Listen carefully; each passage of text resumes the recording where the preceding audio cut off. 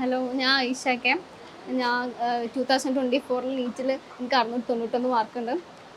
കഴിഞ്ഞ വർഷത്തെ repeaters ബാച്ചിലെ student ആയിരുന്നു. ഞാൻ Q32 ബാച്ചിലായിരുന്നു. അപ്പോൾ അടുത്ത വർഷത്തെ 2025 നീറ്റിൻ്റെ പ്രിപ്പറേഷൻസ് ഒക്കെ തുടങ്ങിയിട്ടുണ്ടാവും. എല്ലാവരും ക്ലാസ്സൊക്കെ സ്റ്റാർട്ട് ചെയ്ത് ഇവിടെ സെക്കൻഡ് ഫേസ് ബാച്ചൊക്കെ തുടങ്ങിയിട്ടുണ്ട്. അപ്പോൾ എനിക്ക് പറയാനുള്ളത്, ഓരോരുത്തർക്കും ഓരോരോ മെത്തേഡ് ഉണ്ടാവും. അപ്പോൾ ആ മെത്തേഡ് ഓരോരുത്തർക്ക് ബെസ്റ്റ് ആയിട്ടുള്ളൊരു മെത്തേഡ് ഫോളോ ചെയ്യാനാണ്. എനിക്ക് മോർണിംഗ് അത്ര പഠിക്കാനൊരു സുഖം ഉണ്ടായിട്ടില്ല. ഞാൻ കൂടുതൽ ലൈറ്റായിരുന്നു പഠിച്ചിരുന്നത്.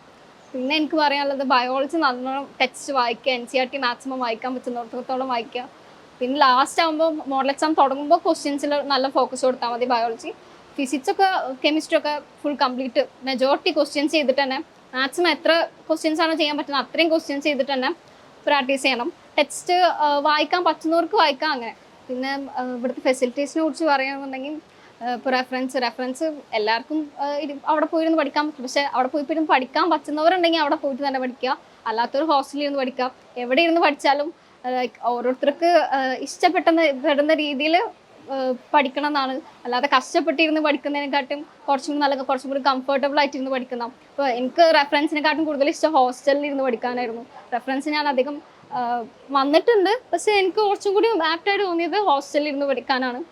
പിന്നെ ഇവിടുത്തെ ലൈബ്രറി പറയുകയാണെന്നുണ്ടെങ്കിൽ എല്ലാ ബുക്സും ഇവിടെ അവൈലബിൾ ആണ്. എത്ര വേണമെങ്കിലും ഒരു ബുക്സ് എടുക്കാൻ പറ്റും നമുക്ക്. പിന്നെ ഏത് ബുക്ക് വേണമെങ്കിലും ആ ബുക്കെല്ലാം ഇവിടെ അവൈലബിൾ ആണ്. പിന്നെ ഡൗട്ട് ക്ലിയറൻസിനെ കുറിച്ച് പറയുകയാണെന്നുണ്ടെങ്കിൽ, നമുക്ക് എന്ത് ഡൗട്ട് വന്നിട്ടുണ്ടെങ്കിൽ തന്നെ അപ്പോൾ ആ ദിവസത്തെ ഡൗട്ട് ആ ദിവസം തന്നെ തീർക്കാൻ പറ്റും.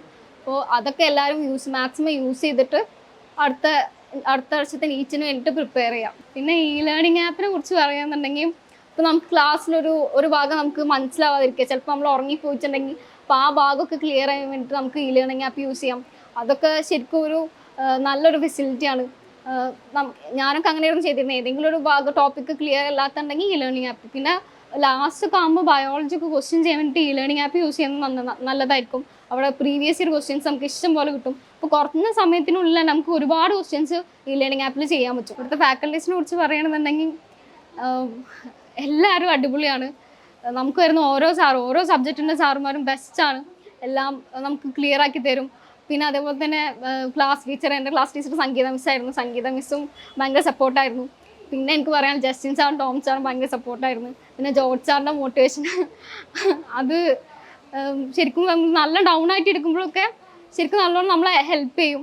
നീറ്റ് 2025 പ്രിപ്പയർ ചെയ്യുന്ന എല്ലാവർക്കും എൻ്റെ ഓൾ ദി ബെസ്റ്റ്. എൻട്രൻസ് സംബന്ധമായ വാർത്തകളും അപ്ഡേഷനുകളും ഏറ്റവും വേഗം ആധികാരികമായി അറിയാൻ ബ്രില്യൻ സ്റ്റഡി സെന്റർ പാല യൂട്യൂബ് ചാനൽ സബ്സ്ക്രൈബ് ചെയ്യുക, ബെൽ ഐക്കൺ അമർത്തുക.